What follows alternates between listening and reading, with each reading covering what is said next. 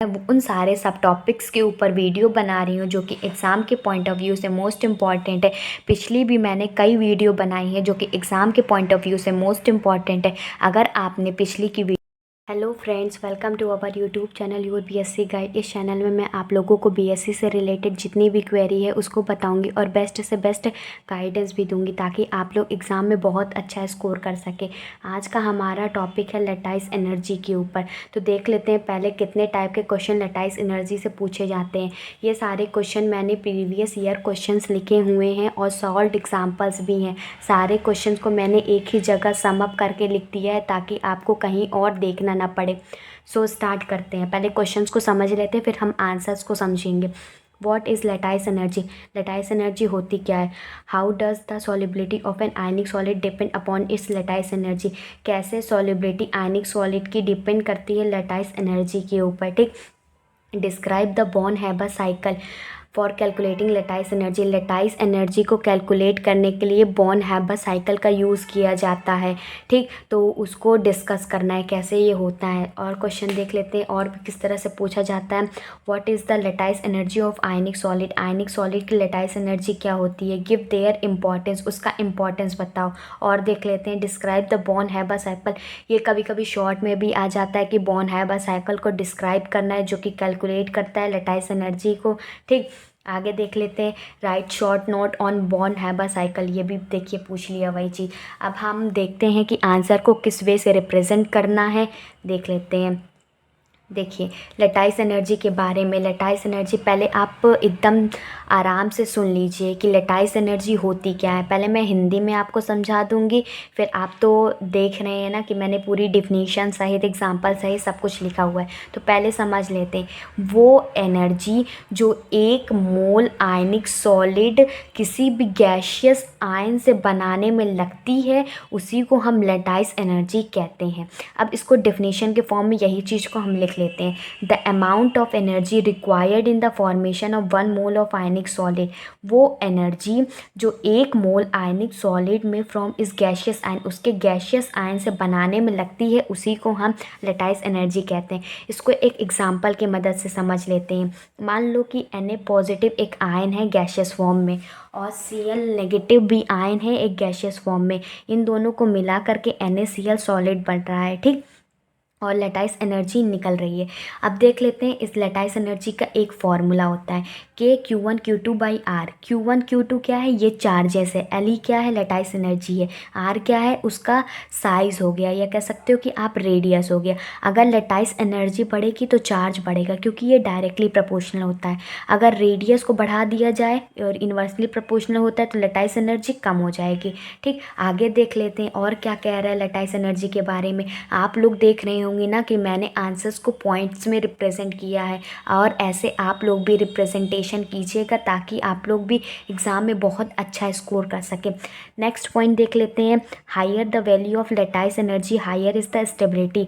जितनी ज़्यादा lattice energy की वैल्यू ज़्यादा होगी उतनी ज़्यादा स्टेबिलिटी भी होगी। ठीक, जो आयनिक क्रिस्टल होता है वो ज़्यादा स्टेबल होता है। आयनिक क्रिस्टल ज़्यादा स्टेबल होता है। क्यों स्टेबल होता है? क्योंकि जो आयंस होते हैं बहुत एक दूसरे के पास पास होते हैं, क्लोज होते हैं। ठीक, क्यों क्लोज होते हैं? क्योंकि एक इलेक्ट्रोस्टैटिक फोर्स लगता है। ठीक, अब नेक्स्ट पॉइंट इसका डिस्कस कर लेते हैं।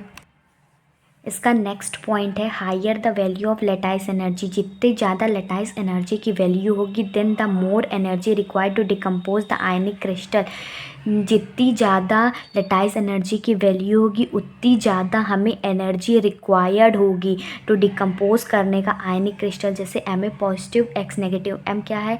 ये एक कोई मेटल हो गया, मेटल आयन हो गया, हेलोजन एटम हो गया। ठीक, आयनिक क्रिस्टल ये हो गया। इसको डिकम्पोज करने में कॉन्स्टिट्यूएंट आयन्स में जितनी अमाउंट ऑफ एनर्जी रिक्वायर्ड होगी उतनी ज़्यादा हायर लैटिस एनर्जी की वैल्यू होगी।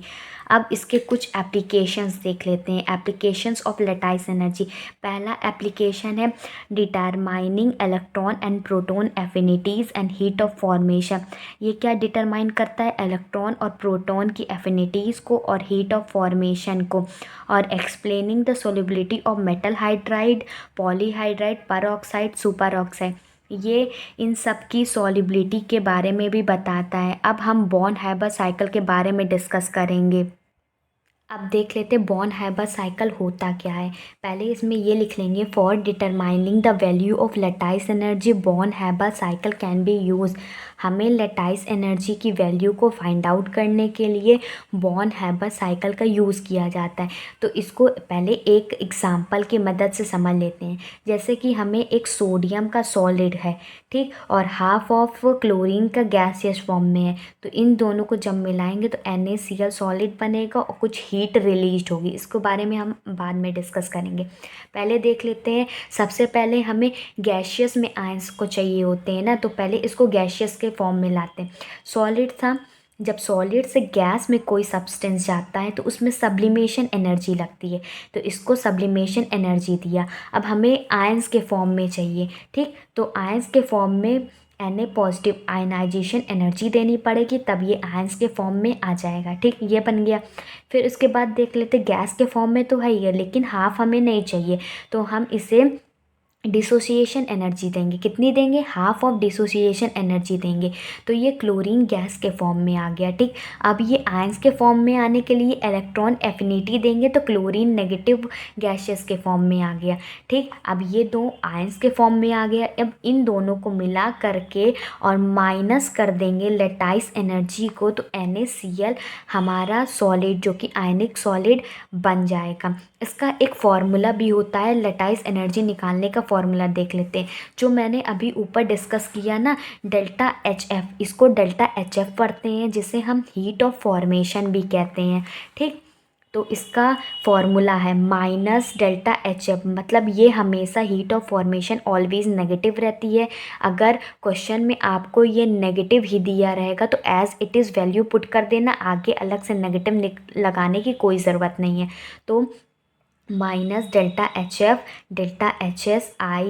Plus half of HDS minus EA minus U। अब एक एक टर्म को हम डिफाइन भी कर देते हैं। डेल्टा HF को हमने क्या बोला था कि ये हीट ऑफ फॉर्मेशन होता है, ठीक, और डेल्टा HS क्या होता है? ये सब्लिमेशन एनर्जी होता है। और I क्या होता है? आयनाइजेशन एनर्जी होता है।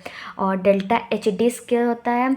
डिसोसिएशन एनर्जी होता है। ये क्या है? इलेक्ट्रॉन एफिनिटी है। यू क्या है? Lattice energy. हम लैटिस एनर्जी को यू से रिप्रेजेंट करते हैं। अगर आपको क्वेश्चन में लैटिस एनर्जी पूछी जाएगी, बस आप आँख मूंद करके ये फॉर्मूला लगा दीजिएगा, कैसा भी क्वेश्चन हो आपकी लैटिस एनर्जी निकल आएगी। अब कुछ और भी चीज़ लैटिस एनर्जी के ऊपर देख लेते हैं। देखिए, lattice energy depend on the following factor. कुछ फैक्टर्स पे लैटिस एनर्जी डिपेंड करती है, तो देख लेते हैं कौन कौन सा फैक्टर है लैटिस एनर्जी पे डिपेंड करता है। तो पहला, चार्ज ऑन आयंस। हमने देखा था लैटिस एनर्जी का फॉर्मूला होता है K/Q1Q2/R, जिसमें से K कांस्टेंट होता है, Q1 Q2 चार्ज होता है। तो ये डायरेक्टली प्रोपोर्शनल होता है, तो चार्ज ऑन आयंस के ऊपर डिपेंड होगा। जितना ज़्यादा चार्ज होगा उतनी ज़्यादा लैटिस एनर्जी की वैल्यू होगी, ठीक। साइज़ ऑफ आयन, रेडियस पे भी डिपेंड करती है साइज़, तो जितना ज़्यादा साइज़ होगा इन्वर्सली प्रोपोर्शनल है, इसीलिए लैटिस एनर्जी कम हो जाएगी, ठीक। इलेक्ट्रॉनिक कन्फिग्रेशन ऑफ आयंस, ये जो आयंस दिए रहता है जैसे कि सोडियम है, क्लोरीन है, तो उसके इलेक्ट्रॉनिक कन्फिग्रेशन पे भी डिपेंड करता है लैटिस एनर्जी कितनी क्या होगी, ठीक। और चौथा पॉइंट है geometry of crystal, that is packaging of ions. ये किसी भी क्रिस्टल की पैकेजिंग के बारे में भी बताता है कि ज़्यादा अगर कॉम्पैक्ट होगा तो उसकी लैटिस एनर्जी ज़्यादा होगी, कम कॉम्पैक्ट होगा तो लैटिस एनर्जी कम होगी। अब हम कुछ इम्पॉर्टेंस ऑफ लैटिस एनर्जी के बारे में भी देख लेते हैं कि क्या होते हैं कुछ इम्पॉर्टेंस। कभी कभी ये एग्ज़ाम में पूछ लिया करता है कि इम्पॉर्टेंस बताओ लैटिस एनर्जी के बारे में। तो पहला पॉइंट है कि स्टेबिलिटी ऑफ आयनिक सॉलिड। पहला इंपॉर्टेंस है कि आयनिक सॉलिड की स्टेबिलिटी को बताता है। Large the lattice energy greater is the stability of ionic solid. जितना ज़्यादा लैटिस एनर्जी की वैल्यू होगी उतना ज़्यादा कोई भी कंपाउंड या क्रिस्टल उतना ज़्यादा स्टेबल होगा। दूसरा पॉइंट है melting and boiling point. High melting and boiling point due to higher lattice energy. वही चीज़ है, कह रहा है कि जितना ज़्यादा लेटाइस एनर्जी की वैल्यू होगी उतना हाई मेल्टिंग और बॉइलिंग पॉइंट होगा। तीसरा पॉइंट है कि सॉल्युबिलिटी ऑफ आयनिक सॉलिड। ये सॉल्युबिलिटी ऑफ आयनिक सॉलिड ये काफ़ी इंपॉर्टेंट है, पूछ लिया करता है। Ionic compounds are generally soluble in water.